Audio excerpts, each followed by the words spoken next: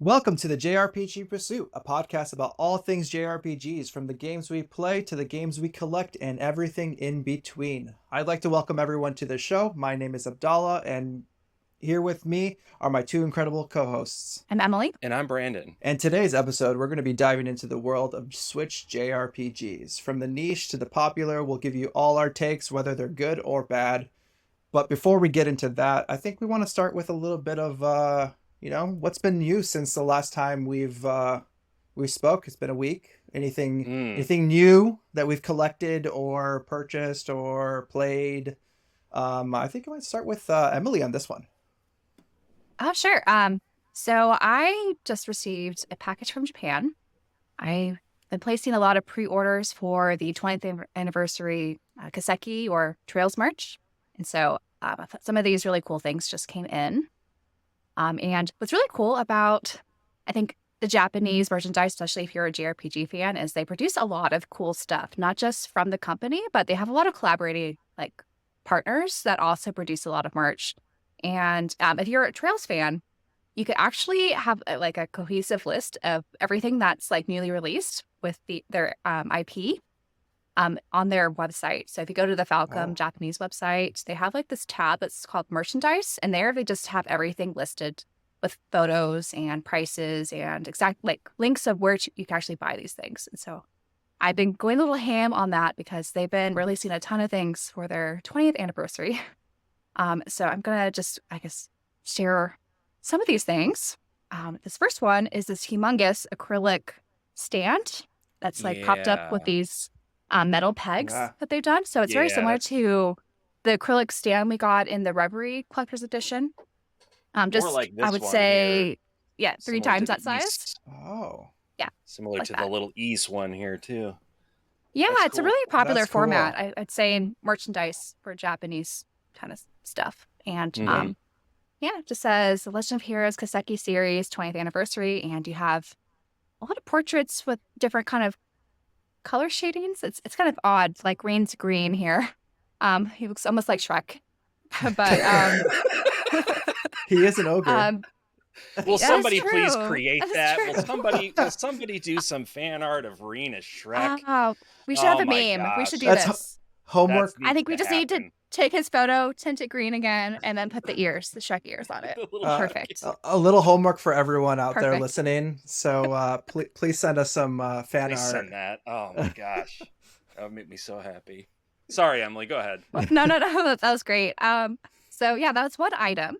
And so I got that from one of the collaborating partner stores. They just had a lot of imagery with that kind of variant of the 20th anniversary art.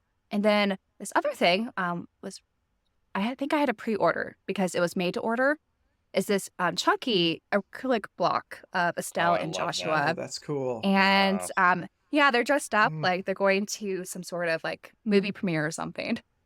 But they look very stylish in modern clothes. And it's really thick. I never really understood the prices for acrylic, standees, and this acrylic block was, I think it was 50,000 yen. So in the conversion, it was around 35 USD for me, I think at the time. I was like, it's just acrylic. That shouldn't be that expensive, right? But it is really thick. So I think how they cut it and paint it, and there's different layers on it, which is really neat. So it kind of gives a little bit of a 3D effect almost, but on the 2D plane. Yeah. So maybe it is a justified price, but I'm not really sure. How expensive those standees could get. Which I may have placed an order for the entire set on the Falcom website. They have 16 characters with standees, but they all look so good together. Wow. I don't know where we're going to put it. But you'll the have bug to do has some hit me. rearranging. I will. Yeah, I'll figure looking it out, back though. there, I am trying to figure out where you would put it, and I have some ideas. I think you're going to have to get some of those level, these acrylic places so that they're kind of on a tier system. Yeah. To display nicely. That's true. But I'll figure it out. We'll have to do an episode on what you would tier, how you would tier that. So which ones are the best? I need to do something similar with mine because everything is just on that flat plane black there. I'd like to see some leveling happen. Yeah, it really helps, I think, with displays. So you can see everything nicely because when things are hidden in the shelves, especially when you don't have like good lighting. Like I need to get some Mm-hmm. spotlights back there to help the Mm, lighting The situation. little mood lighting thing. You yeah. could get some of those little circular Yeah, ones and put them on the underside of the Ooh. shelves. yeah, those are great. So I've been just debating for the longest time if I want to do like the strip LEDs or something like that for these shelves, but I've I just am been partial. indecisive. Very I'm cool. I'm definitely partial for the strip LEDs, just Yeah, Mm-hmm. because you can match the coloring if you need to, that's True. true. and the vibes, so you can do That's well with true. that. I do need to, I do have a bunch of stuff there, but it's not tiered. But so I think I'm running into that kind of same issue where I need to really level that out. Yeah. Dala, did you Well, set up your own strip LEDs? yeah. Yeah, Okay, I'll have to ask you how to do it Because once I commit. I was gonna say I'll have to ask you, but then I realized I'm just gonna have to have you come over and do it for me because I can't. Because I yeah, Yeah, you bought a guys bunch have of the strip proximity LEDs. advantage there. yeah. That's true. We could So you definitely can, do it together. because if I do it, I'm gonna screw something up, and I need a guiding hand because I'm terrible at anything that requires precision. So anyway, Oh, I'm not the best. I wouldn't say I'm an expert on this, but it's not looking for behind the best, not looking for the best, just the looking for. I think the you can beauty hide of a lot it. of things, right? Yeah. The beauty of it, it's usually hidden behind things because it's Right. all about like Mm-hmm. casting the light on the back of everything. Yeah. Mm-hmm. So no one will notice if you do a bad job. It's just the lighting will be good no matter what. Okay, well that's good But to know. Yeah. I have no problem As coming long as it's over and hanging installed out. correctly. For me, I'm worried I'm going to set up something and then something's going to get like unhinged or, disconnect. Mm-hmm. Yeah. And I need to go back in and figure out where the problem is. Yeah. Anyway, And the I have two more cable. things, The so let cable. me not Ooh, Oh, okay. you got spend okay. too More much things. time on this. Oh, awesome. I got another mouse pad of they Ooh. had protagonist kind of ones Ooh, I want that. for 5 different games. I really liked the coloring for this one, but yeah, nice Mm-hmm. little small I love mouse that. pad with Estelle and Joshua. So there's a lot of Estelle stuff here. She's my favorite, Yeah. so I had to do it. And Best then the girl. last one is yes, Estelle.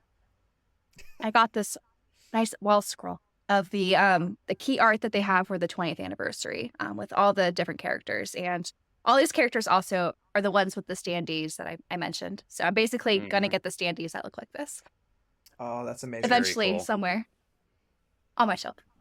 That is cool. Yeah, this is my first like tapestry I went out my way to buy. Like I've had a few from collector's Mm. editions.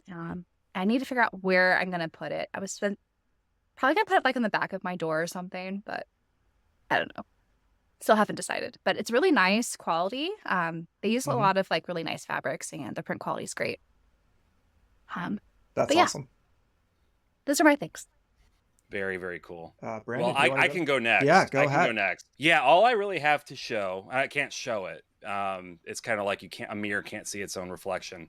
The thing that I have that's new is the computer that I'm using to make all of this stuff. I'm gonna straighten my camera out here.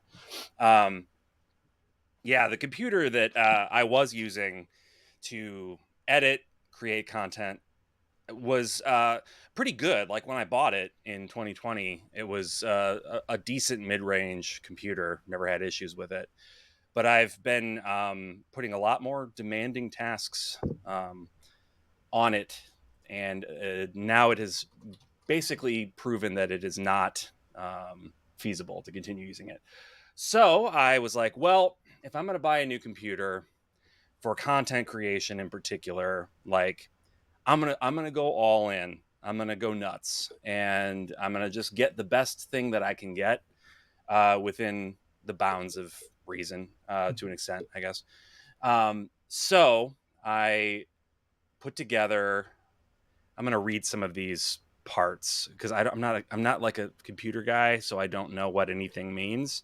I just know I Oh, showed the spec list to some friends who are computer people, and they were like, "Yeah, you'll be good.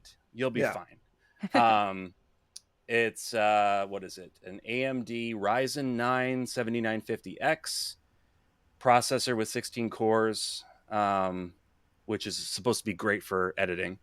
Yep. More cores is better. And then I got the GeForce RTX 4090. Um, which is, oh my gosh, I didn't realize how much that was on its own. It's like $1,800 to $2,000 just for that right now. If It's you want to buy it's it. so Yeah. it's Yeah. so stupid. It's so stupid. It's Like Okay. half the price of the PC. Yeah, So like it's three silly. and a half PlayStation 5s. Okay, cool. Yeah. Whatever.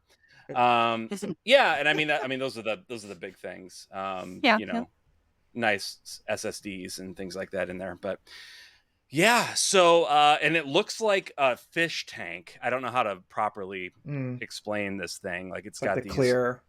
lighted fans and Wow. everything just looks aquatic kind of, and there's like these LED strips in there that like rotate through these rainbow colors. Yeah.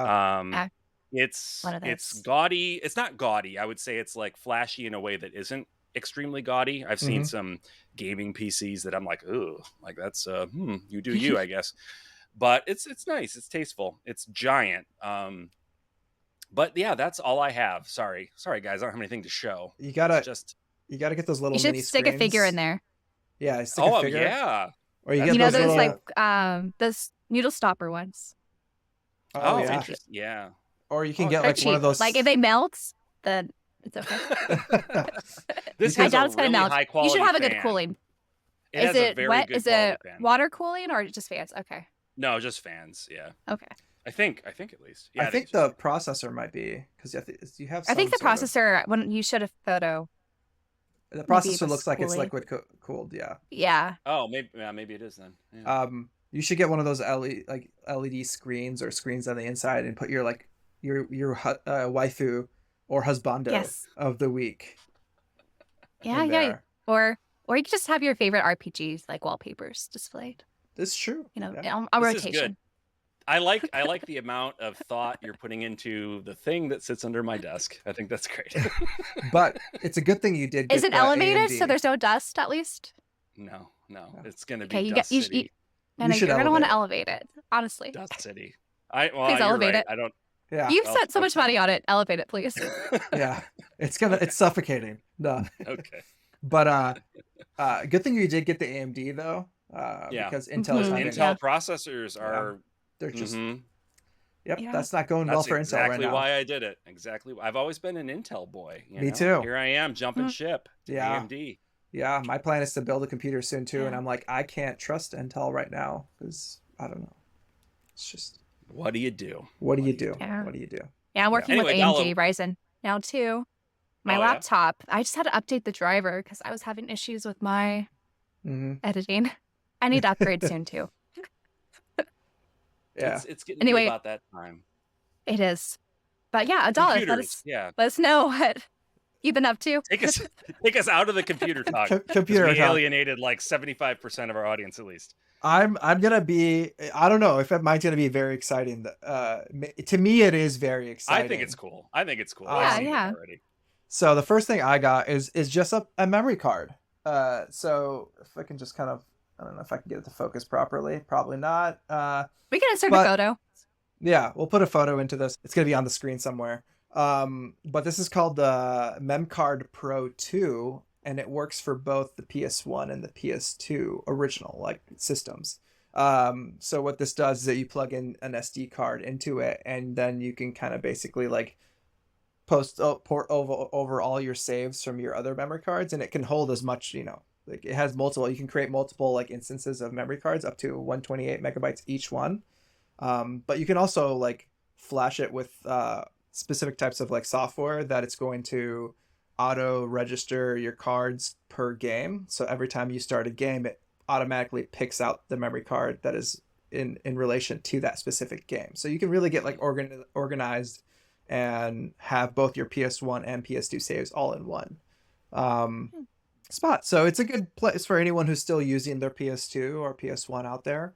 If you ever, those old memory cards that might be sitting around, you don't know how long they're going to last, and you want to back up your saves. Like I found a memory card from when I was in like junior year of high school, from my PlayStation 2 days, and it had a bunch of saves from like when I beat Xenosaga 3 and 1 and all those other games. And so I was able to save them and cherish them forever now. Because it also has a cloud instance on here, so you can back this up and actually like connect it to your browser. Like it connects to the Wi-Fi, and then you can log into it from your browser and just like download your saves onto your computer for backups and or into the cloud. Oh, I That's love that. I cool. love that. Yeah, Yeah.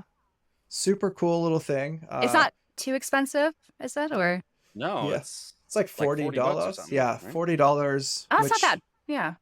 to buy a new memory card nowadays for a PS2 Yeah. for like a system that is not Yeah. very like uh, it's not bad. And I'm glad that there are people out there actually putting effort into like these old systems and creating these kind of like really cool things that you can use to kind of just better utilize these systems that you haven't maybe just sitting around. Mm-hmm. Yeah. So Yeah. yeah, that's one thing I got. Another thing is not JRPG specific, but it's a game called Shin-Chan, Me and the Professor on a Summer Vacation. It did come out for the Switch and PS4 digitally, and Limited Run did a run of this like I don't know, about a year or so ago. It's been on my list of things that I was like, oh, I love it because like I don't know if anyone's ever played it before, but the Boku no Natsuyasumi series was very popular on the PS2 and PS3 era of time, and it never really got ported here to the stateside. Um, but it's a fun game about just being like a kid going through a specific like month of summer vacation where they're going to visit somewhere in the countryside of Japan, and you're kind of just doing like little odd jobs. It's very cozy, it's very fun. um and I do recommend this game if anyone ever has a chance to pick it up digitally or if you find it physically anywhere. One thing, Are Japanese copies, do they have English on them? Or is this an instance where you have to get the English localization on Limited Run's specific version? I don't know that actually. I imagine since Limited Run did this, it must Okay. be specific to like Limited Run games to have the English version of it. Well, Um, usually if they have a hand in the localization, that's the case, but a lot of them end up just oh, that's having true. English on the Asian English versions. But yeah, something to look Yeah, into. yeah, Yeah, I've been definitely. surprised actually how many games released in Asia just have English. Like I have a lot of Mhm. import games now that I never Yeah, would have thought I could import. Um, like Unreal Life, I picked up, and it's just like you just put it in and it recognizes that you're, an American Mhm. console, switches to English, and it's perfect. yeah. I mean, if you look Not at even Play just the Asia, console organization, it's your language setting. yeah, Oh, is it? So you can it's be your anywhere in language the setting. world if you're Hmm, doing English. Yeah. Yeah, very Any cool. sort of I console variant. I remember when I lived in Japan back in the day. I brought my PS3 from the US, and so I would buy games there, and there was like a handful, like a bunch of like I guess bigger first party games that if you were to buy Mhm. there, that was when they first started the whole process of like uh having multiple language tracks on there. So if you played it on an Yeah. English language setting, it would just play the game. So I have a bunch of like PS3 games like Uncharted and things like that that I would play from at that point in time, and they're in Japanese, you know, branded, Mhm. but they play in Hmm. English. Yeah, yeah. So Chrono yeah. Trigger on the DS is a great example. That's the one I tell people to Oh, is buy. it? Yeah. Oh, That's one of the only ones outside of I think the Ace Attorney games that for the DS system that has English has English. on Okay. it natively. I'm Yeah. I'm Just they glad I dropped the picked that ball on up. the 3DS, making that not region free, but the DS Yeah, is though. that was a pain for me because like the 3DS Mm, period was when I lived in Japan, and yeah. so that's why most of my games are digital on the 3DS. Mm, Or I would have to like, it was like a pain. Like I would come home for the summer and pick up certain games that I could find. So like my yeah. 3DS library is actually very lacking in physical perspective because I was Mm. Oh I was no. never around for I was not around for that period of time to be able to purchase them. Yeah. So that was a bit of a pain, but it's okay. I'll get over it. Um, one thing that Emily you brought up is the scroll, and that reminded Mhm. me of some interesting thing that I found the other day. I was at my parents' house and they had a bunch of stuff in their basement that I was kind of like sorting through from back in the day that I haven't gone through, and I found like in the back of a closet somewhere my old wall scrolls, and I forgot that I had a Xenogears wall scroll. Oh, Wow. really? That Yeah. sounds cool. Was that like a Uh, bonus or you just happened upon it?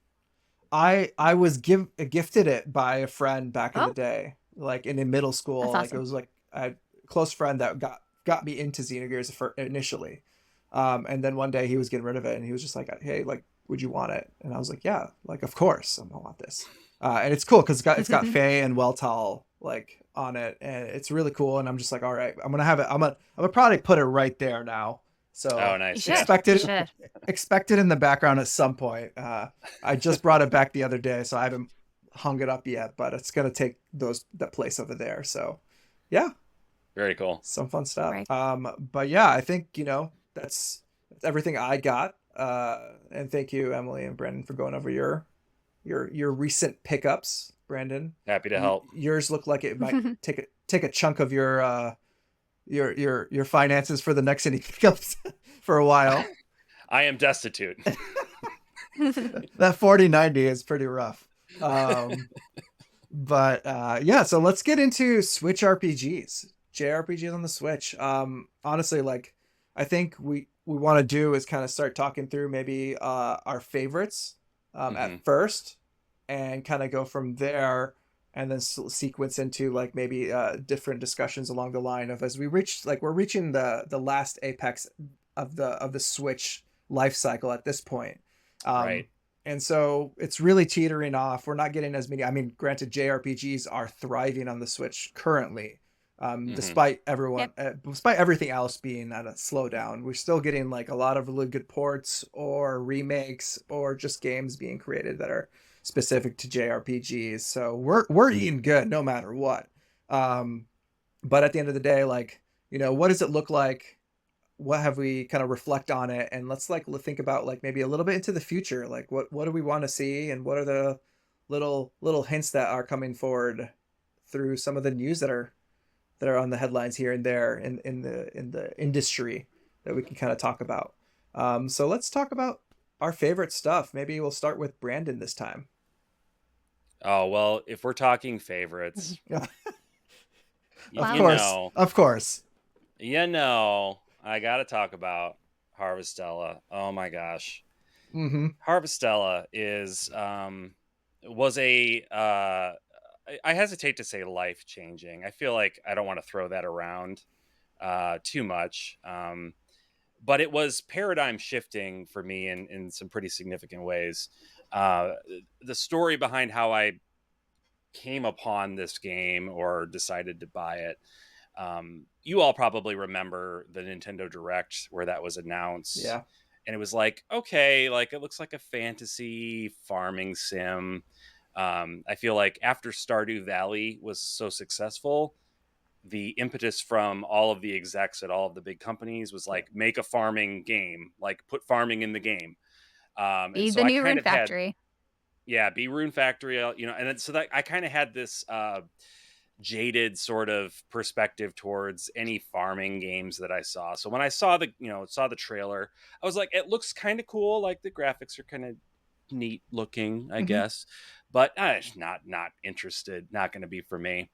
Yeah. So I kind of put it out of my mind until later that same day. I saw somebody on Twitter had said, "Oh, everybody, Go Sheena is doing the music for Harvestella," and I was like, "Okay, well, hold the phone. That changes things significantly for me."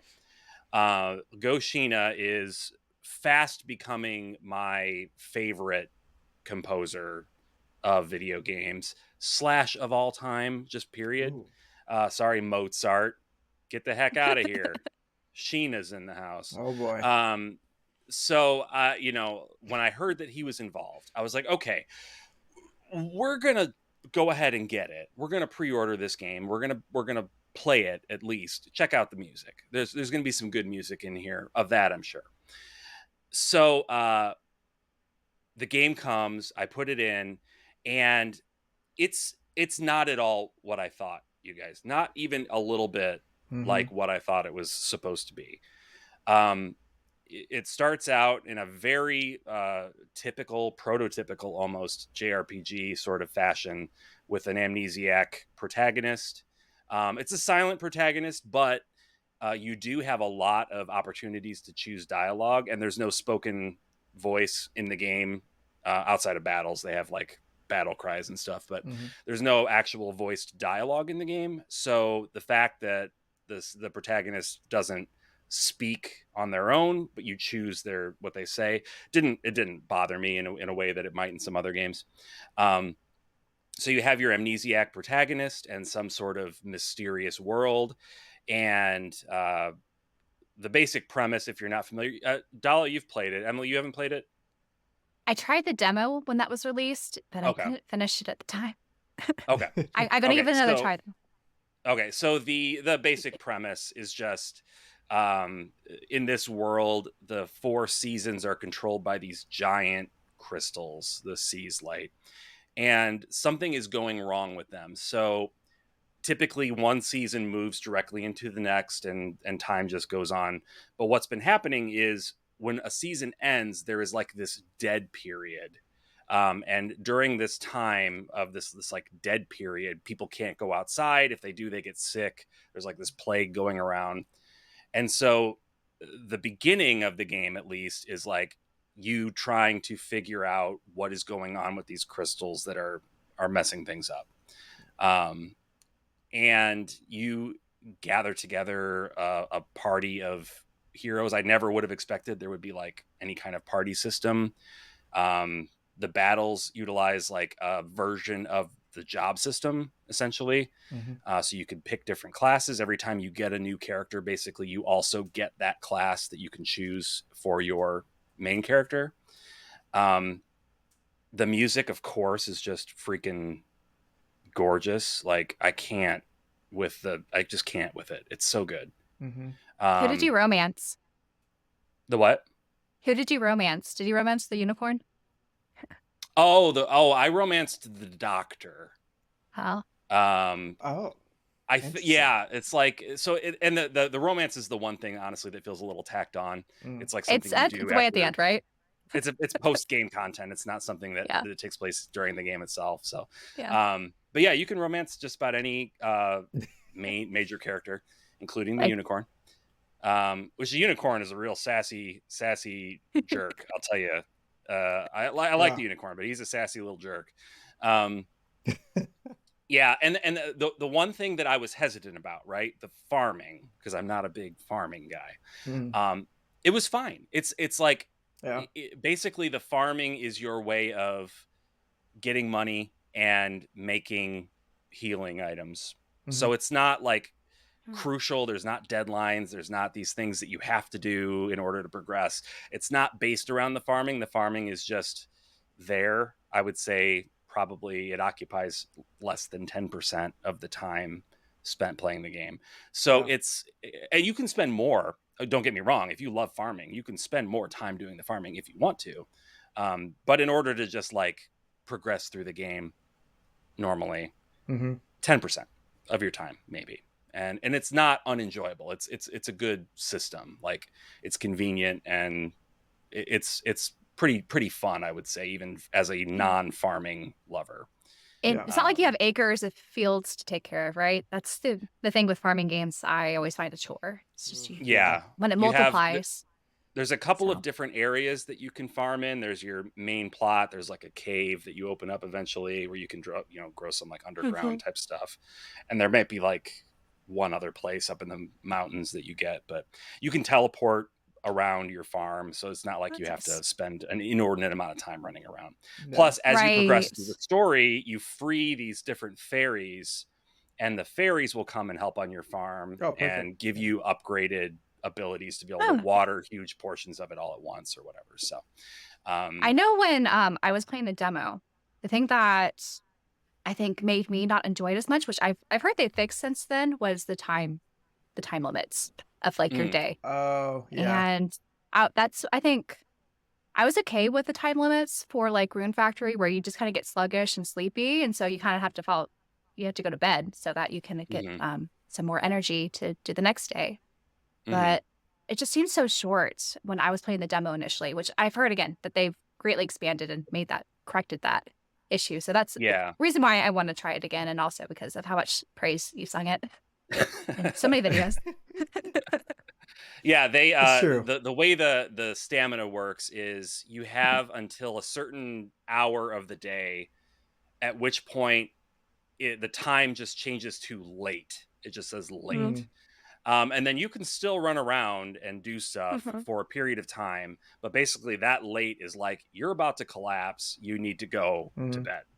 Yeah. So that gives you time to exit out of a dungeon or whatever you're doing, go Mm-hmm. back, go to sleep. And that's kind of the cool thing about how they work that stamina system into the game, or the time system, or however you want to refer to it, is when you're going through the dungeons, you're basically never going to get through a dungeon in a single day. They're big, like they're big Yeah. dungeons.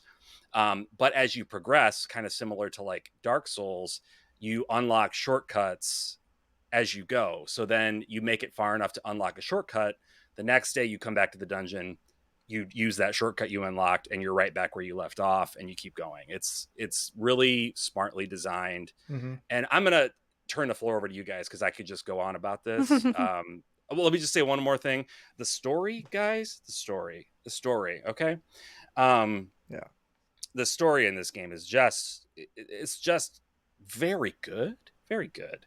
Mm. Um, you should play it. You should play Harvestella if you haven't played it. It's on the Switch. It's also on PC. It's weird to me that it's nowhere else. I feel like Yeah. it Yeah. would have been great on PS5. Like, put that sucker on there, Square. Like, what Maybe sort of eventually. deal? What sort of deal did you cut with Nintendo? Like, Yeah. it's not doing you any favors. Let's get the ball rolling. Get it out everywhere. And with Here, the way they're here. hurting, they might have to. Mm-hmm. Yeah, I remember like messaging Branden, being like, "Hey, Branden, should I pick up Harvestella?" I don't know what I was thinking when I And I'm messaged him like, that. duh. What do you mean? Should I? Like, I immediately, as I like pressed send, I was just like, "That was dumb. I know he's That gonna was say. that was a dumb message. I don't know why I even asked that. Like, he's gonna say yes, and so like I picked it. I just like send back a gif of the Kool-Aid man busting through the wall, like, oh yeah. Basically, and so like I picked it up on the Steam, and yeah, like it is because like I am also like very much not a farming sim kind of person. Like I just they get it gets stressful trying to keep track of all of the plants, and for me, I don't find that as It's supposed to be a relaxing. cozy game. It's supposed to be Yeah, relaxing. it's supposed to be, but for some reason, it causes me stress and anxiety. Uh, but that's So just you like did that's take my to the Rune Factory games, or not oh Rune Factor maybe a little bit better. It didn't okay, like, but it's still like it was never my favorite thing. I never got into the Rune sure, Factor sure. games especially, but like with Harvestella, it's very low stake farming, which I'm Mhm. all for low stake farming. Mhm. I don't know high stake farming. I just want low stakes, like as low as possible. So it's good. It's a great game.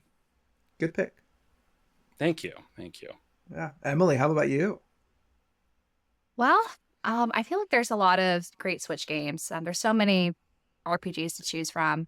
I'm going to stick with my Kaseki theme and talk about the Crossbell duology, which I think is kind of a must-own if you have a Nintendo Switch and are into JRPGs. I'm Mhm. sure you can play it on PC and PS4, but what's cool about the Switch version is it's a physical version, and it also has a lot of more quality of life features that's actually not available on PS4 version. So really, the Switch is kind of the way to go if you want to play those games and own it physically. But yeah, I think we're all fans of the Trails and Kaseki, and there's something about the Crossbell arc that really resonated with me personally. Um, I guess going into a little of the timeline history, I did end up skipping the Crossbell duology after playing the Sky trilogy and jumping into uh, Cold Steel because they weren't localized at the time. And you're kind of introduced to some of those characters in Cold Steel in the later games. And it's always a little bit weird, like, who are these people? Like, how do they configure in this world? And so you kind of learn more about their backstory and all the trials and tribulations they go through in the small city of Crossbell.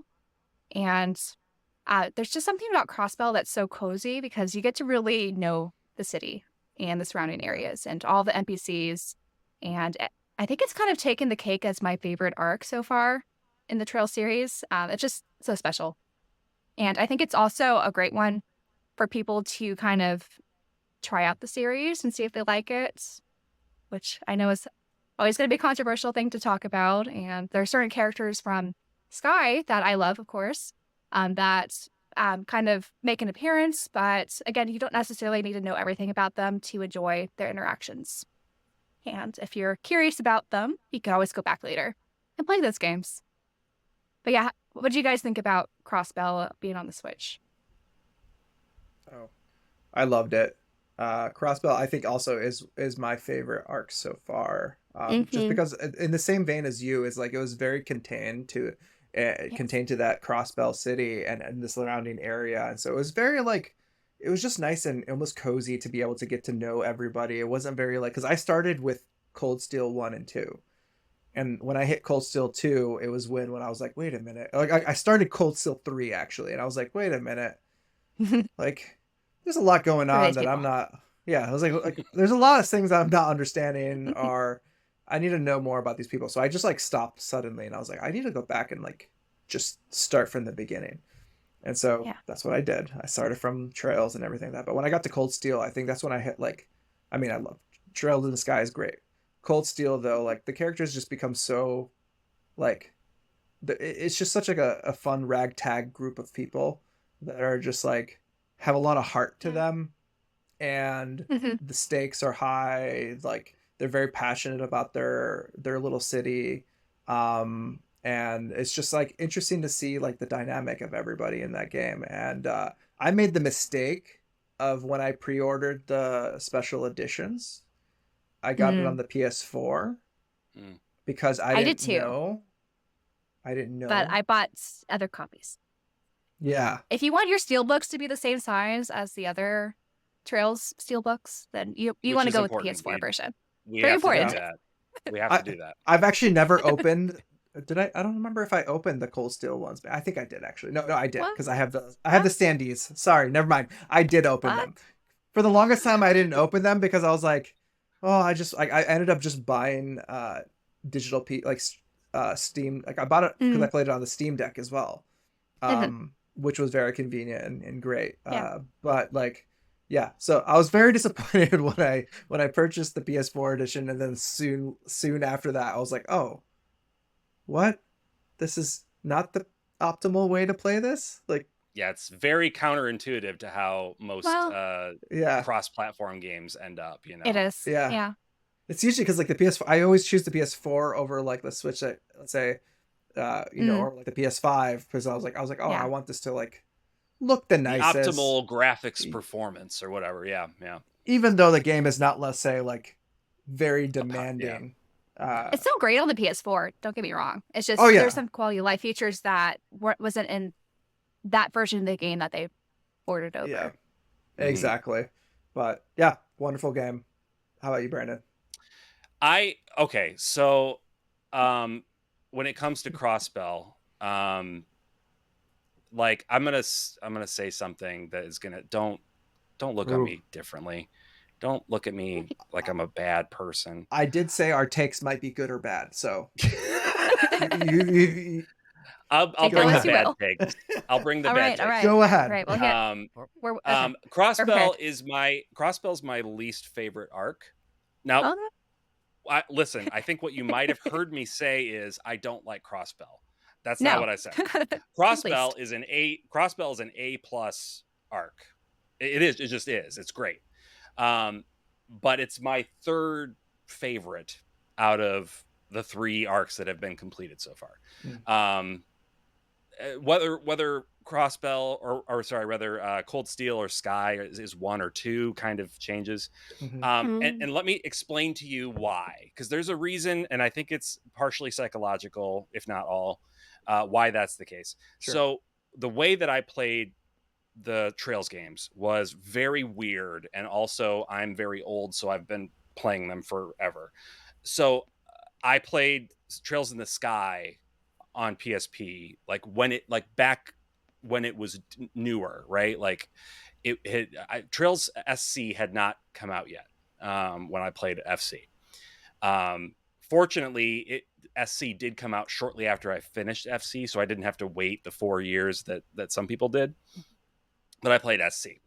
At that point, Trails in the Sky the Third was not out. Obviously, the Crossbell duology were not out. So I went right on to Cold Steel 1 and Cold Steel 2. Then before Cold Steel 3 came out, like they were, I don't remember the exact order of events, but XC brought over the third to PC, Mhm. and there were fan translations of the Crossbell games Yeah. available. This was Hmm. prior to the Geofront translations, though. These were just Oh the yeah. rawest of raw, awful, Yeah. terrible translations. So anyway, I played the third, enjoyed it, played the Crossbell games, and I basically was just kind of going through them to get the big story bits because the dialogue was terrible. It was so Mm. bad. I can't emphasize this enough. It was barely readable. There were things I think that I legitimately didn't understand until I played them on the Switch to like actually have proper English being used. So even though I eventually went back and played the Crossbell games on the Switch, I already had this kind of like baseline established in my mind of what they were.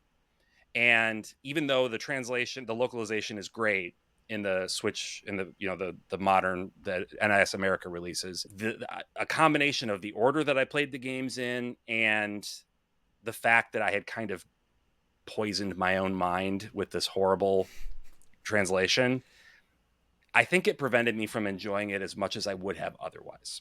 That's the only reason that I say it's my least favorite arc. But again, I love it. I still love it.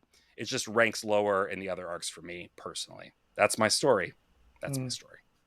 It's just, I think first impressions are a big deal, like for these Hmm. type of Yeah. things, and how much they kind of hit you. So Yeah. I can understand that for sure. Yeah. It's a little sad, but I understand. It's one of my greatest shames. It is one of my greatest shames. I accept that. Shame. Yeah. Shame. What about you, Dala? You got one you want to share? Oh my God. I'm trying to think.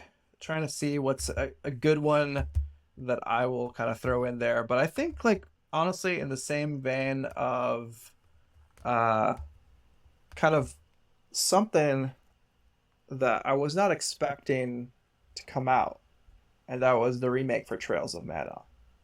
Mm. Uh Loved this game to death.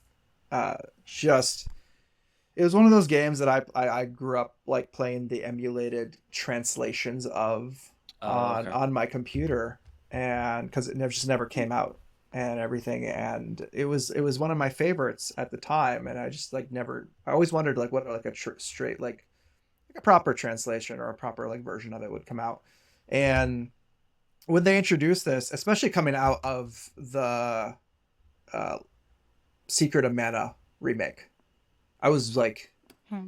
very disappointed in that remake. Mm. Just being just not like a very good like version of it, and like it just wasn't as fun, and it kind of sucked a lot of the fun out of the Secret of Mana game that I enjoyed.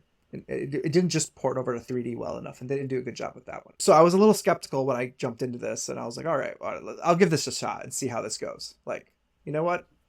Second time's a charm. And when that released and I started playing that, I was like, oh my God, this is a lot of fun. It has the same vibe of the 2D version but just in 3D. Hmm. And they made a great like translation of that, and the characters are great. It plays so well on the Switch for being an action game with a lot going on. It actually like had really good the frame rates weren't too bad. It looked really beautiful, and um, altogether, like just being able to play it multiple times, get different types of endings depending on what characters you play and use. It's just a game that kept on giving. I think Mm. it gives you put in a lot of work and you put a lot of time, and it really it goes the distance with how much money you spend on this game.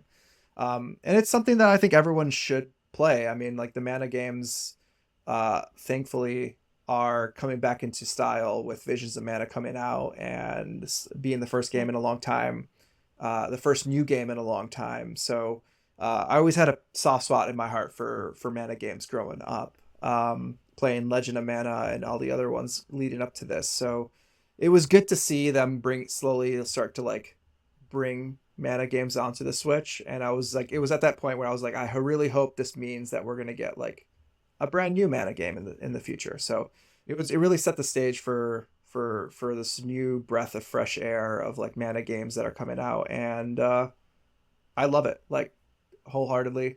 Anyone who's out there who needs a good action RPG um, for the Switch, definitely jump in.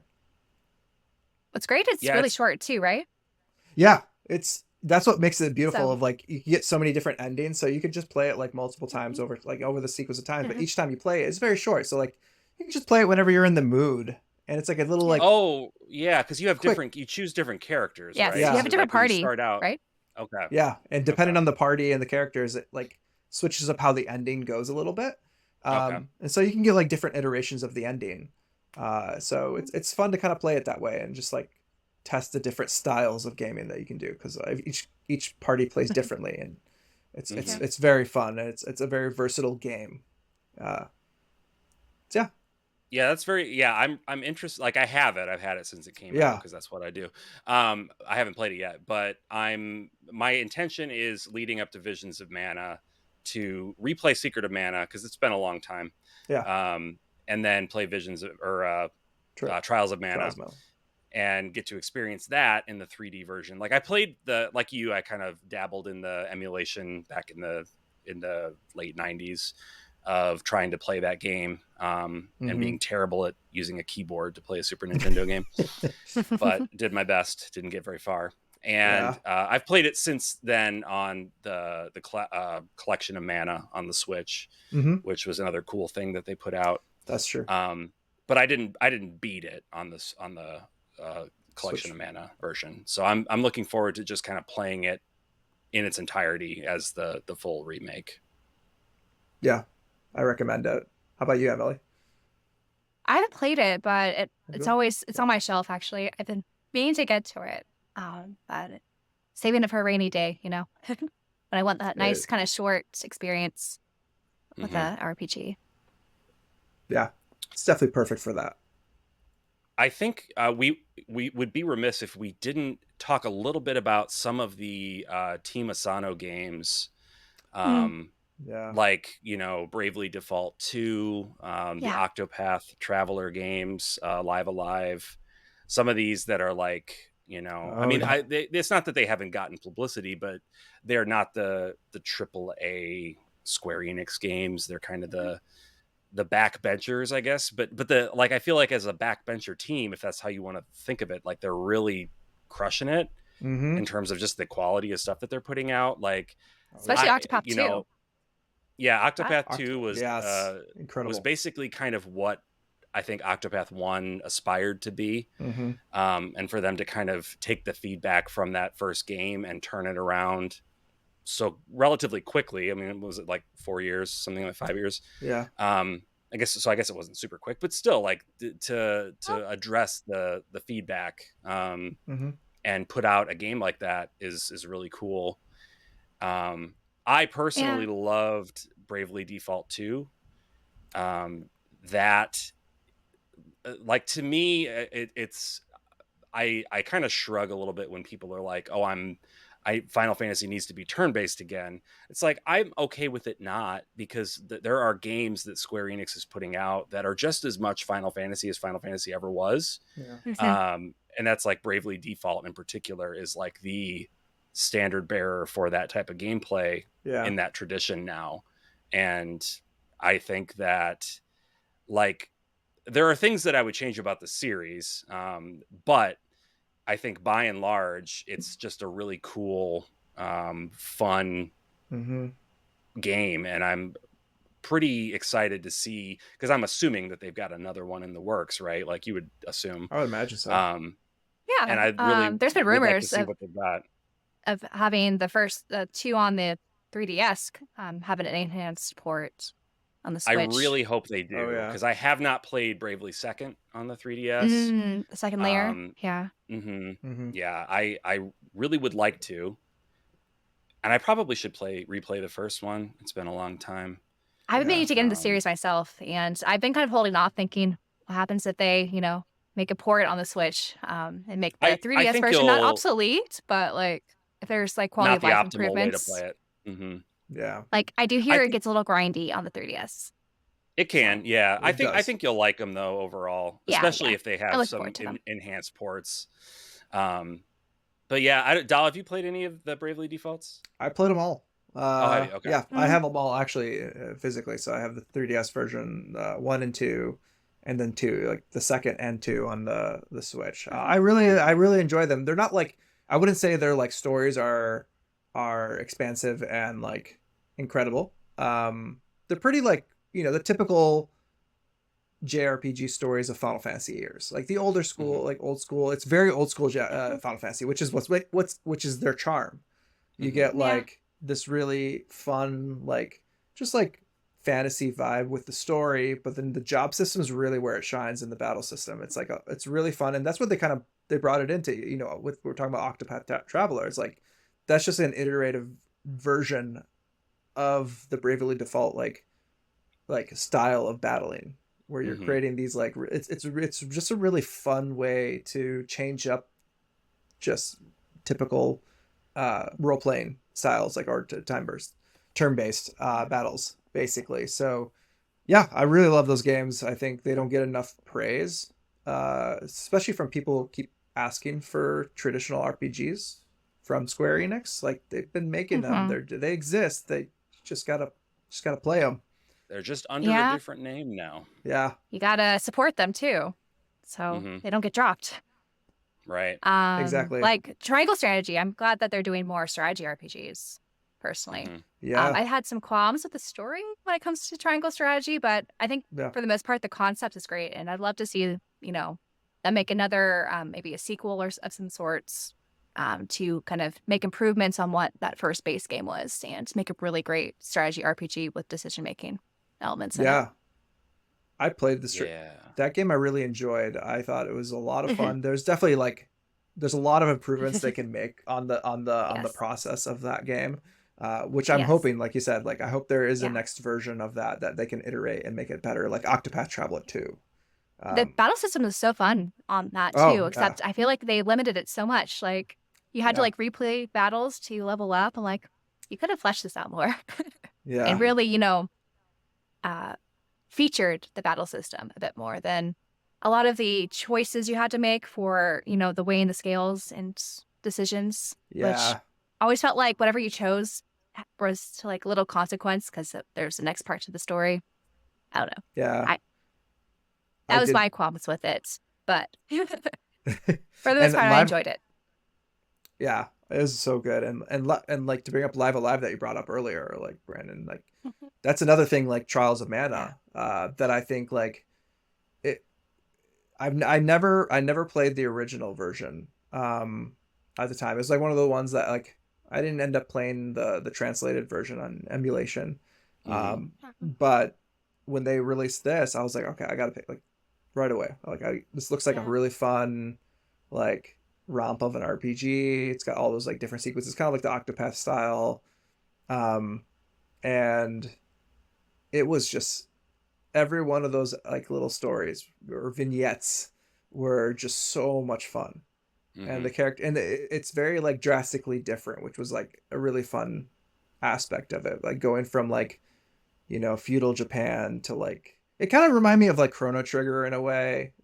Just playing through the different timelines in Chrono Trigger and experiencing like the futuristic timeline, and or Hmm. like more of like the past, like the earlier timelines and stuff like that. So like it kind of had that kind of same vibe, that it hit that specific, like, I don't know, that funny bone of like being happy about it. It's just like, Yeah. Well, yeah. interestingly, I think the director of that game, his next game was Chrono Trigger, so Oh, that's that kind of Yeah. true. checks out. Yeah, You know, that Yeah. makes Yeah. sense. if you look And at, it's just cool. I always thought that if you look at the main character in the present day scenario, I was like, that's basically Chrono. Like if you look at his Oh, design, I was like, yeah. that's just Chrono. Like, so if you want to know That's so true. what a Chrono Trigger HD 2D remake might look like that's, you can get a good idea. That's Totally. And true. it's cool that they're bringing, these games that were never localized here back again Hmm. so that we can get to play them. Yeah. finally acknowledging that like there were some banger games that just Yeah. got left on the floor for whatever reason and never came out over here. Crazy as it is. I know. Crazy it is to think Yeah. nowadays that Yeah. a Yeah. big game from a Japanese creator would not come out everywhere is bonkers. And I Mhm. guess we're lucky that that's the world we live in Hindsight. now, you know? Hindsight's Yeah. 2020. Like looking at now, like we think of it as like, oh, like we know these are all bangers. At the time, no one Couldn't have really. known. No, Couldn't have known. Yeah. it wasn't. And not to bring up another Square Enix title, but what else I liked about the Switch is all the enhanced ports where a lot of the DLC was on the cartridge so that you didn't have to rely on the Mm. internet, connection to play them. And so one of those was Near Automata. Even though I think the frame rate took a hit, Oh, yeah. it really doesn't Hmm. matter, especially if you're playing in handheld mode, to Mhm. get all that DLC on the cart. Yeah. Yeah, So, Near Automata was like one of the miracle ports that they were mhm. able to pull off on the Switch. Like, there's a handful of games that people are like, "There's no way that's going to be any good," but then it ended up Oh, being great. Like, how really did they great. do it? No idea. Great development. Exactly. And yeah, there's some other games I think that are coming out too now. Like I think One Piece Odyssey now with the DLC included, Oh Oh, is yeah. it? gonna be on the cart that just released. Yeah, I'm gonna have to double dip on that because I enjoyed that on the PS5. But I did yeah, and a recently few pick that up on the others. PS5. It's fun. If you like One Piece, so you'll love it. Oh yeah, I'll enjoy it. It's fun. Any other games we want to talk about or games to avoid I on the think Switch? another game that was like kind Hmm. of also like a game that was ported, um, and going back to Kiseki and or like just NIS is Nayuta, Oh yeah. Mm, Boundless yeah, that was Trails. such a surprise when they revealed that. Yeah, I was shocked because like I never had the PSP version of that, and it was one of those games I did want to pick up at some point, and play. And so when they announced that, I was like, all right, well, I guess I'll just Well, get that was this never version. Yeah. localized though here, though, right? The No, it PSP. never was. Yeah. I Oh wait, yeah, there that's was. another one. That's another No. one that I started playing the terrible fan Yeah, translation. Yeah. Fortunately, with that one, I stopped before I got basically You ruined your anywhere. So experience. I haven't like, yeah, I haven't poisoned my brain with that. So when I have started Nayuta, I haven't gotten very far yet, Yeah. but yeah. yeah, It's like it's cool that Yeah. they're thinking about, this back catalog of games that we missed out on, and companies like NIS America like understanding that there's not going to be they're not going to sell 10 million copies of this thing, but like they're doing it anyway. Like yeah, they're making the effort, and I'm sure they're doing it in a budget conscious way, which is smart, yeah, Yeah. because they still need to make money. They're not a charity, as much as I No. would love for them to just deliver all of these games to us, for free. No, I'm just kidding. But like they have to make money off of it too. So like yeah. the fact that they're willing to take these risks, and that's the thing about the Switch generation, is it feels like a lot of Yeah. developers, a lot of publishers were taking big swings with it, and Yeah. I feel like that's why this generation feels the most like the PS1 or the PS2 to me, Golden where it's like Age. there's Yeah. just, yeah, like so many A lot of like, games. yeah. It and really is like even that. and even the cross-platform ones, like Hmm. the Switch basically got every JRPG that came out on the PlayStation 4, and it has like a huge selection of games that are only on the Switch. Yeah, Yeah. So you can't, like, it really was despite not having the power of the PS4 or the PS5, it's like the console where JRPGs live for this Yeah. generation, this go round. So oh yeah. very, very cool. I don't know, does Nintendo keep that up? Do we still see that in the Switch 2 or whatever? I don't know. Yeah. I have a sinking feeling that they're going to whiff it really hard with the Switch 2, just because That's it's what. Nintendo. They kind of do stuff like that pretty regularly. Yeah, But we'll see, I guess. they're We'll not see. good. We'll They're not see. good at Build off the sequels. momentum. I will say they're pretty good sequels on handheld devices, and Well, which is a sequels handheld. and sequels in Yeah. in the sense of like the system itself. Um, Yeah. I mean, the 3DS did have a rough launch, but it eventually picked up its yeah, momentum. Yeah. and then the The Game Wii Boy to the Advance Wii was great. U. Game Boy Advance was good, and iterated on that with the SP, which is even better. I think their handhelds did pretty well, minus the 3DS start. I think like their mainline systems Hmm. struggled. Like if you look at like, Nintendo 64, despite our nostalgia for the love of Nintendo 64, to this day, I it have did no love for it. Sorry. you and plenty other people, I'm sure. But it didn't get a lot of love because of like just the way uh cartridges and designing for it. It was just very limited Hmm. compared to the PS1. And then the same thing with like the GameCube. It has a lot of really good games on it, but if you look It at the has more of a library of cult it, following. yeah. Hmm. And it wasn't until like the Wii that they really picked it up again and blew up, and then like Mhm. they dropped it on the Wii U. And so the Yeah, Switch is like really like it's it's a course correction. I yeah. think so, Um, but with the Wii U, and I guess going from those systems, like I feel like there's some like lessons learned because they were trying to innovate on Yeah. the hardware system, which a lot of mhm. the other companies weren't really doing at the time with like the Yeah. innovative like motion controls and stuff like Right. that. Yeah. Yeah. So I think I could see the Switch 2 doing pretty well, but maybe it's not going to be as like general because we don't have like the pandemic, where everyone's like, Mm, oh, let's pick up a Switch and play Animal Crossing, right. The thing to Yeah. play keep in these party mind about games.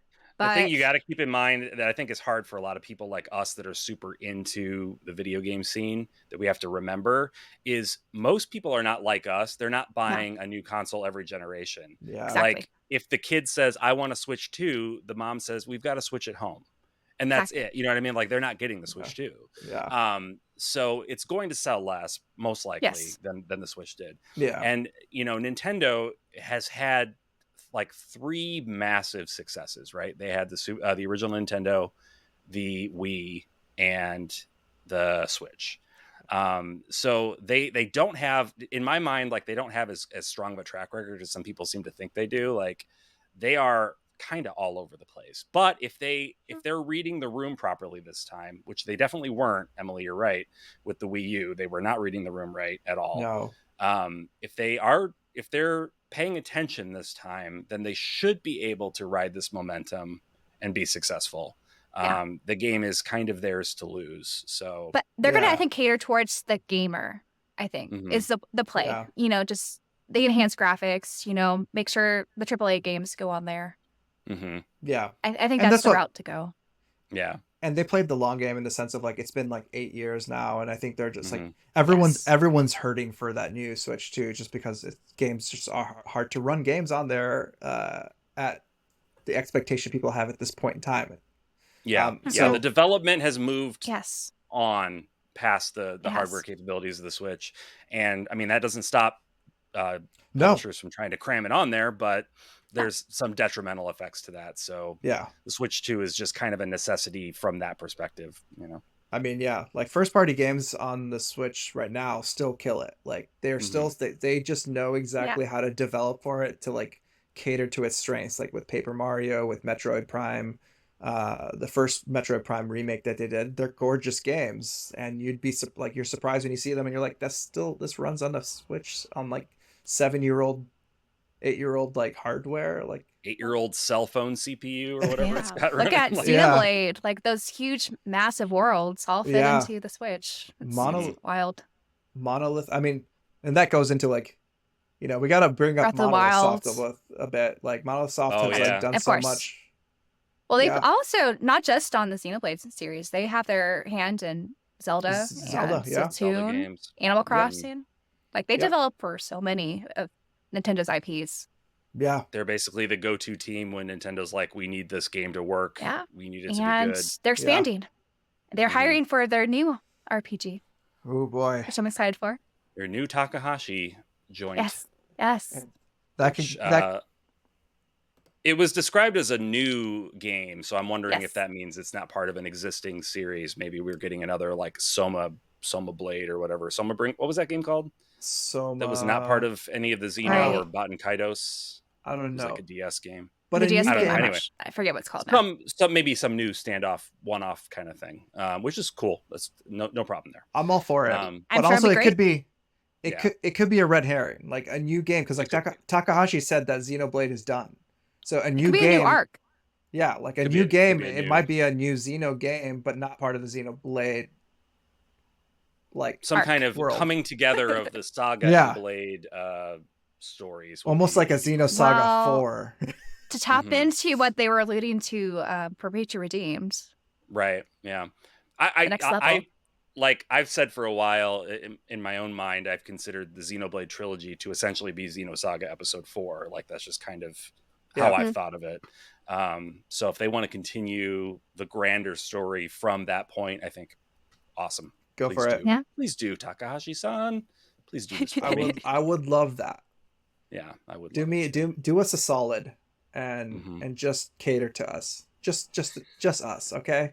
Like that's all we're asking for. We're not asking for a lot. Just give us what we want and what we need. What Just we spend crave. multi-million Yeah. dollars on developing this game for us. Yes. Please. We're not being unreasonable. No. I'll give you $70 for it. No, I'll gladly buy your special edition. I will. I will But too. do not sell it through Nintendo because Please be smart Oh about it. God, please no. Ugh. I did not get the Xenoblade 3 special edition. And I'm sorry. Yeah. I tried to. I and recommend trying Japan. that's the plan. Look at the Japanese proxies and all that if you're not heading up there anytime soon. I'll But they be have them for there. resale prices there, and Yeah. a lot of the recent Nintendo games, they have English on it if that matters. They just have Oh, to yeah. copy the game, with English. Hey, I'll take it, and I'll be there in September. So Right. end of September. So I'll have to check it out along with a long list of random other things I need. Lots of other things, I'm sure. Yep. Well, it's been a great conversation going through all the different games that we have enjoyed, kind of reminiscing on the Switch life cycle and all the JRPGs that were just hitters across the 7-8 years that it's been around.